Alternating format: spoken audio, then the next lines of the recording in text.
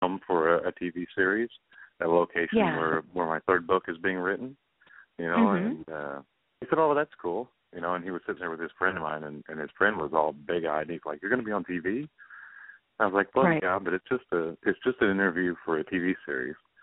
And he was like, wow, that's really cool. And my son just kind of looked at him like, it's no big deal,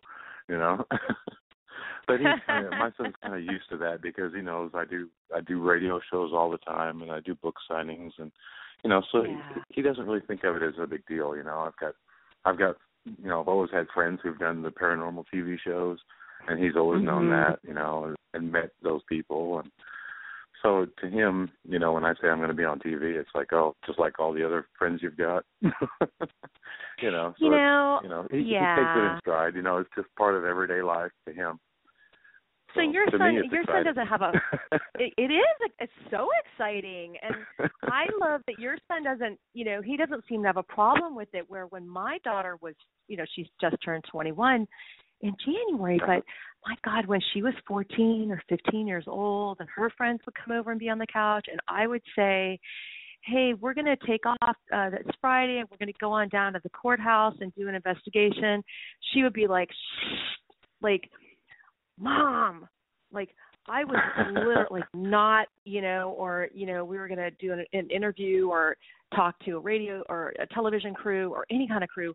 I was not allowed to say anything about ghosts or hauntings or weird locations or the paranormal or anything remotely like that in front of any of her friends for fear that they would think I was some kind of a big weirdo, and she would say things. If they acted interested, she would say things to me like, I swear to you, Mom, they're trying to get rid of you. They don't want to talk to you. Can't you tell? And I would be like, oh, okay. Oh, okay. Yeah. I thought they were interested, but it's just never made the connection. It's so funny. Yeah, I guess, boys and girls are, different about it, but she was so, thought it was real weird. She would go sometimes, but she didn't want me talking to everybody about it, or didn't want her parents to think that we were weird, I was weird or she was weird or anything. So I love that your son is like that, just sort of takes it in stride and doesn't care what they think, and I think it's great. Yeah, he's, it's just kind of second nature to him, of course. Like I said, I've been doing this with the team since 2008, so he was 7 or 8 years old when I started. So 6 years, almost half of his life I've been doing this. So it's, like I said, it's just kind of second nature for him to, to be around that sort of thing, or to hear me talking about TV shows and, people that I know that do films or make films or whatever. So it's, that's cool. I mean, it was for her too, but she's it is just kind of cool. But at the same time, sometimes I want him to be excited, and he's not. Well, yeah, he should be. I mean, that's just so exciting. I mean, come on, you're kind of come out with your second book now. Somebody probably might want to make a movie. And I mean, is this your first time doing a television interview? And actually, other than like a local TV show or something. Yeah, like a big, it is. like a national show. That's awesome. Yeah. I mean, that is thrilling. This is actually like on a worldwide network.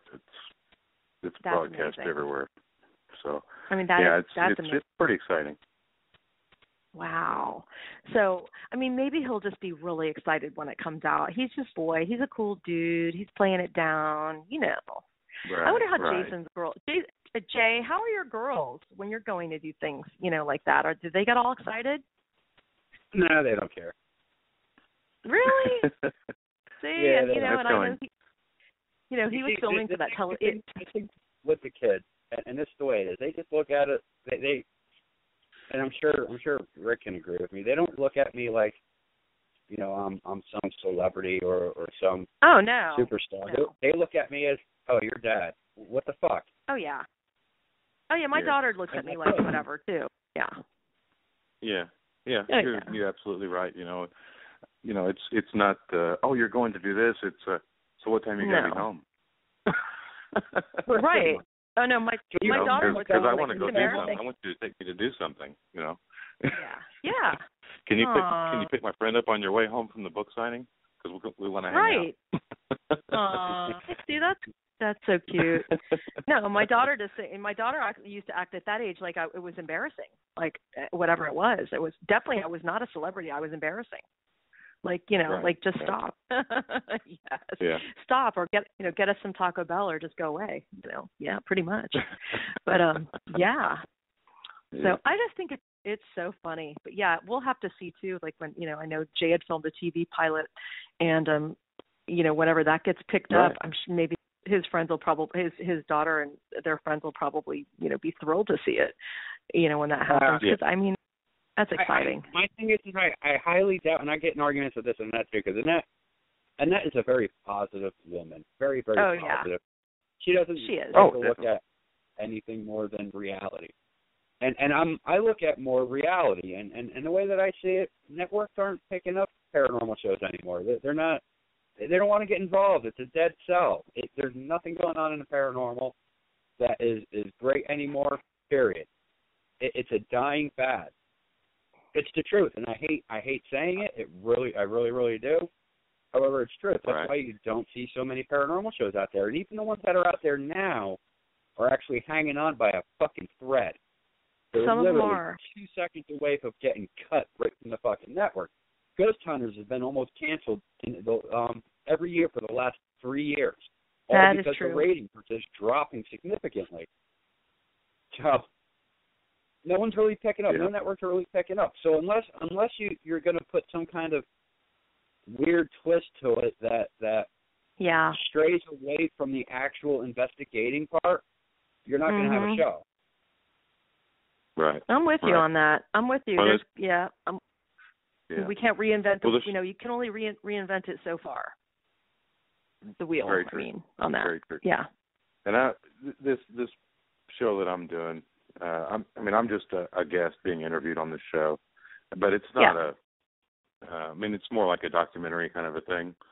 I know the idea of what kind of show you're talking about. I don't know what show it is, but it's something more like a Paranormal Witness or something like that, where you tell your story and then they have some reenactments or whatever the case is.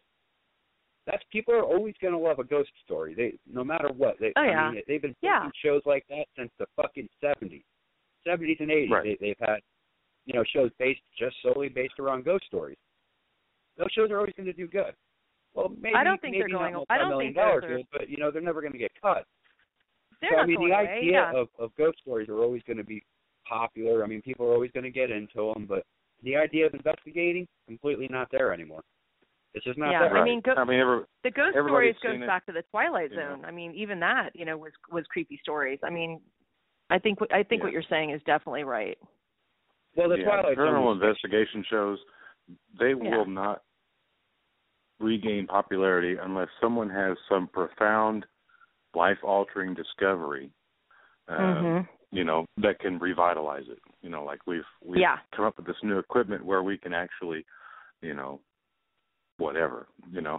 Well, they gotta do something that's going to spark the interest again. Whatever the hell that may be. They got to seriously get a chick on her back with her legs spread open, and you can actually see penetration happening in their ghost sex. That's what you're going to need, and people are tuning into that shit every week. Well, maybe late night Cinemax or something. Is Cinemax even a thing anymore? But there was all these advertisements for this real-time EVP, which basically is a ghost box, or what I mean. And those things I don't buy into at all. But if there were actually a real-time EVP player where you could ask a question and it would run the background noise and things through some sort of software where you could actually catch EVPs as you were on an investigation, like real EVPs, not this radio frequencies, that they're scanning. I think that could be fascinating on a television show. Where you could actually see someone having a conversation. I'm sorry, Jason, what? I said you could do that, pretty simple, but you're going to be required to carry around a lot of shit. All you need is a laptop, an audio analyzer, and then you can plug your ghost box or whatever the fuck it is that you choose right into your laptop and let that feed right through your laptop. You can do that. Right. However, I don't think it's going to do anything because I don't like ghost boxes in general. No, that's what I'm saying. Not the ghost. I think the ghost box is a crappy thing myself. I was talking about if, like when you do a digital recording and you catch that electronic voice phenomenon, that kind of an EVP is what I'm talking about. If you could get those in real time, instead of having to go back and analyze the audio recording I've got one. to pull, I've got a real-time recorder. Yeah, it's an H1 Zoom. You're not going to find it at Walmart. You're not going to find it at Radio Shack. You're not going to be, well, you can get it on a Ghost Hunter store if you want to, but that's not where you're going to want to look for it. You're going to want to go into your local music store where they sell guitars and shit. Ask for a H1 Zoom recorder. And it's designed for musicians so that they can record themselves in the stereo quality. However, you can plug your headphones right into it, and while you're recording, you can listen to everything that's going on. Well, and that's, you can actually do that with a lot of digital recorders if you plug a headphone in while it's recording. You can actually listen in as it's recording. Now, I'm sure that recorder, is a much higher quality. It is. It's phenomenal quality. I love my H1 Zoom. Love it. Right. But I guess what I'm trying to say is if there were some kind of a thing where you could sit in a chair in a dark room with a candle or a flashlight or whatever, and you had this speaker where whenever you asked the question if there was an EVP, if it would pick it up and actually, play this EVP right there in real time, as opposed to, with the headphones, you could probably pick it up. You might have to go back to try to analyze it. You would have to pump up to like an H3 or an H4, the really big fucking recorders that you see on TV. They don't use those correctly. Again, those are designed for musicians, but they also have audio software right in there. So, you're not going to be able to say playback at EVP, but if you watch the screen on it, it'll let you know when, there's an odd noise or there's a noise that it's recording. So you can stop it and rewind it and go back. That program built into it. Now, those are, $400 recorders.